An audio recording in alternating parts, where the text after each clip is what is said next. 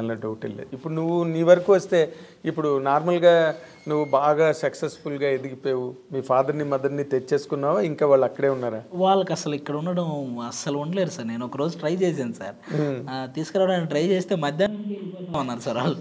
వాళ్ళకి పాపం ఆ ఊర్లో ఇంటి దగ్గర కూర్చొని అరుగు మీద కూర్చొని పక్కన వాళ్ళతో కబుర్లు చెప్పుకోవడం, వచ్చిపోయే వాళ్ళతో మాట్లాడుకోవడం, ఇవి బాగా అలవాటు సార్. అందుకని కాసేపు కూడా ఆ రూమ్లో ఉండలేకపోయారు సార్ వాళ్ళు. ఇక్కడేం మనకి ఇరుగు పొరుగు ఉండరు. ఎవడు వాళ్ళ వాడితే ఆ ఇంట్లో ఉంటే వాళ్ళే అంతవరకే సార్. అదే పక్కింటికి వెళ్ళి మాట్లాడేది. వీళ్ళకి ఏంటంటే బయట కూర్చొని ఇప్పుడు పైగా నువ్వు ఇంత సక్సెస్ఫుల్గా నీ గురించే కబుర్లు జరుగుతూ ఉంటాయి నాకు తెలిసి. అంతే సార్, ఏదో ఒకటి వాళ్ళకి సరదాగా ఏమో 1,00,000 కబుర్లు చెప్పుకుంటారు. ఈ నెల్లి బయట బ్రహ్మంగారి మఠం అని ఒకటి ఉంటుంది సార్ మా ఊర్లోనే. ఆ మఠం దగ్గర అరుగు మీద కూర్చుంటూ ఒక 20 మంది కూర్చొని అందరూ హ్యాపీగా జోకులు చెప్పుకుంటూ వాళ్ళు సరదాగా ఎంజాయ్ చేస్తుంటారు. ఆ పొలానికి ఒకసారి వెళ్ళి చూసి వస్తే చాలు, ఆ మోటార్ ఆడుతుందా లేదా. వ్యవసాయం చేస్తున్నారా? ఇప్పుడు ప్రజెంట్ మనకు కొనుక్కున్న పొలం కౌలుకి ఇచ్చేసాం సార్, ఎవరొకరు చేస్తుంటారు. వీళ్ళకి కొంచెం వయసు అయిపోయింది కదా సార్ ఇంక ఈ టైంలో. అదేలే, కులదీపకుడు నువ్వు. ఎందుకంటే ఇది నిజంగా ఒక సినిమా కథ చెప్పాలంటే, ఇదే ఒక సినిమా కథ.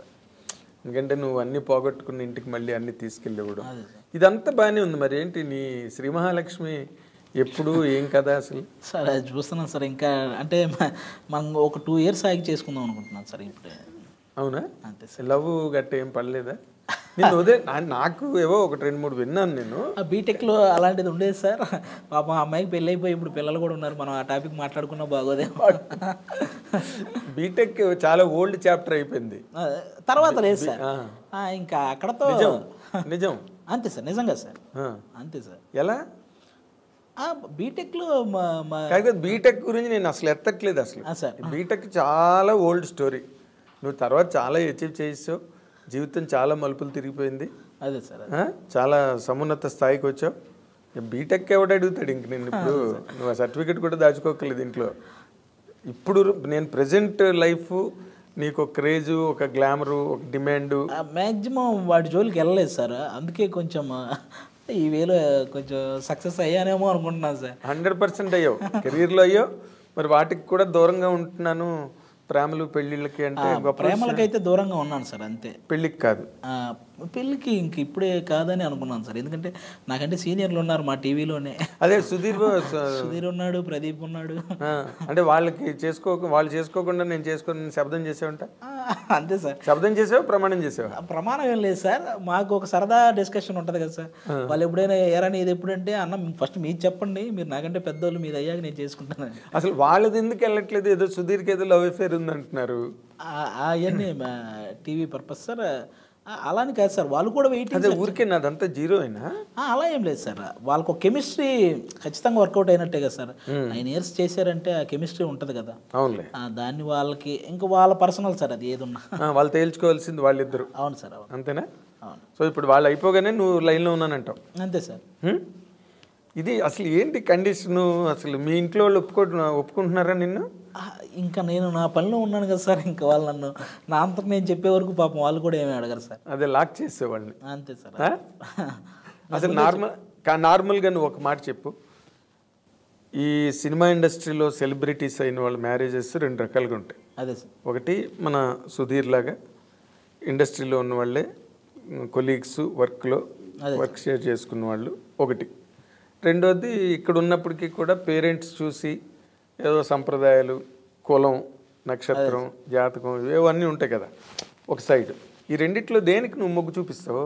పేరెంట్స్కి సార్. ఎందుకంటే వాళ్ళకి పాపం అది బాగా నచ్చిన అంశం సార్. అది పెళ్ళి, ఒక అమ్మాయిని చూసి మా వాడికి ఇచ్చి పెళ్లి చేయాలనేది వాళ్ళు ఇంట్రెస్టింగ్గా చేసే ఒక పని, ఎంజాయ్ చేసేది, వాళ్ళు బాగా ఎంజాయ్ చేసే పని సార్. దాన్ని వాళ్ళకి వదిలేస్తే బెటర్ అని నా ఫీలింగ్స్. అంతేనా? అంతే సార్. Great, really great. ఎందుకంటే నువ్వు ఉన్న ఈ రకమైన షో వరల్డ్లో బోల్డ్ టెంప్టేషన్స్ ఉంటాయి. నువ్వు ఎంత చెప్పినా, ఎంత కాదన్నా, ఎంత సుధీర్ ప్రదీప్ మీద తోసేసినా కంపల్సరీ అనిపించేవి అనిపిస్తూనే ఉంటాయి సార్. అది అనిపించకుండా మాత్రం ఉండవు సార్. వాటిని మనం ఎలా కంట్రోల్ చేసుకుంటున్నాం కానీ నీకు అనిపించకుండా ఉంటే నువ్వు ఇమీడియట్గా డాక్టర్ దగ్గరికి వెళ్ళాలి. అంతే అంతే ఖచ్చితంగా అనిపిస్తాయి సార్. మనం వాటిని ఎలా కంట్రోల్ చేసుకుంటున్నాం అన్నదే ప్రశ్న సార్ ఇక్కడ. అంతేలే. ఇప్పుడు ఎవరిని చూసి అలా అనిపిస్తుంది నీకు? ఇప్పుడు కాదు సుధీ, అది ఇప్పుడు సార్ నాకు అమ్మాయి అంటే చాలా ఇది సార్ అన్నది ఏమి లేదా? ఇంట్రెస్ట్ జరుగుతాయో జరగదు తర్వాత విషయం. అలా ఏం లేదు సార్. మనకి ఒక్కొక్కరు ఒక్కో టైంలో ఒక హీరోయిన్ ఒక్కొక్కరు వచ్చినప్పుడు ఒక్కొక్కరిని మనం ఇష్టపడుతుంటాం కదా సార్. అలాగే ఇవన్నీ పాసింగ్ క్లౌడ్స్ లాగా. అదేలే, రామ్ గోపాల్ వర్మ గారు మన కూడా చెప్తుంటాడు కదా నాకు శ్రీదేవి అని. స్టిల్ అప్పలరాజు సినిమా ఓపెనింగ్ లో చెప్పాడు ఆయన. అవును సార్. అసలు నేను చాలా అప్సెట్ అయిపోయిన బోని కబుర్ చేసుకోగానే అని. ఆయన ఎప్పుడు ఆయన అడ్మైర్ చేస్తాడు శ్రీదేవి గారిని. అదే, అలాగే అందరికీ ఎవరో ఒక రక మ్యాట్ని ఐడల్ ఉంటారు కదా హీరోయిన్స్ అంటేనే, మరి అది తమాషా. కానీ నువ్వు అలాంటి పరిస్థితుల్లో ఇంకా ప్రవరాఖీళ్ళలాగా నువ్వు నన్ను ముట్టుకోక అన్నట్టుగా ఉండడం నిజంగా గ్రేట్. అదే సార్, ఈ ఇండస్ట్రీలో నీ ఏజ్కి నీకున్న గేజ్కి అంతే సార్, కంట్రోల్ అంతే. నార్మల్గా ఇప్పుడు నువ్వు పనిచేసే వరల్డ్లోనే మాట్లాడుకున్నావు. నువ్వు చాలామంది యాక్టర్స్తో పనిచేసావు. అవును సార్. అనసూయతో పనిచేసావు. అవును సార్. ఇంకెవరితో, రష్మితో చేసావు కదా. అవును సార్. వాళ్ళల్లో నువ్వు బెస్ట్ అని చెప్పాలంటే ఎవరిని చెప్పగలవు? అయ్యి బాబు, వాళ్ళిద్దరు బాబు ఇద్దరు బెస్టే సార్. స్టార్టింగ్ నుంచి జబర్దస్తిని మోసుకుంటూ వస్తున్నారు సార్ వాళ్ళు. వాళ్ళు కూడా వన్ ఆఫ్ ద పిల్లర్ జబర్దస్త్కి. Anasuya, Rashmi compulsory sir. ఇద్దరే. అవునా? ఇద్దరికి సూపర్ టాలెంట్ ఉంది సార్. బట్ అందులో కూడా గ్రేట్స్ ఉంటాయి కదా.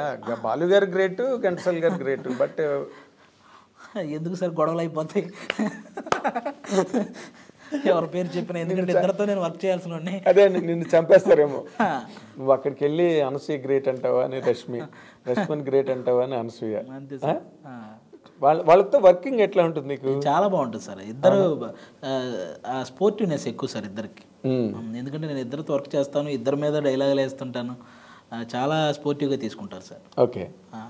ఇప్పుడు నార్మల్గా రష్మి అంత సోషల్ మీడియాలో అంత హల్చల్ ఏమి ఉండదు, కానీ ఏదో ఉంటుంది తనకు ఉన్నది. కానీ బట్ అనసూయ మాత్రం మామూలు రేజ్ కాదు, ఫైర్. అనసూయ కూడా పాపం ఏం ఉండదు సార్.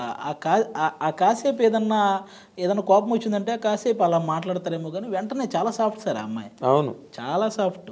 బట్ నువ్వు సాఫ్ట్ అని మనం అనుకుంటాం, బట్ సోషల్ మీడియాలోకి వచ్చేసరికి మామూలు ఫైర్ కాదు. అంతే సార్. తను ఏదో అంటుంది, ఇంకా అక్కడి నుంచి ఫ్యాన్స్, నెటిజన్స్. అంతే సార్. నాకు తెలిసి ఆ అమ్మాయి ఏం చేసినా ఒకవేళ ఆ అమ్మాయి రైట్ అనుకుంటే ఆ టైంకి చేసేస్తుంది సార్. అందులో మరి వెనక ముందు ఆ అమ్మాయి రైట్ అనుకుంటే చేసేస్తుంది సార్ అందులో. అదేలే, తను మళ్ళీ అక్కడున్నప్పుడే చాలా సెన్సేషను.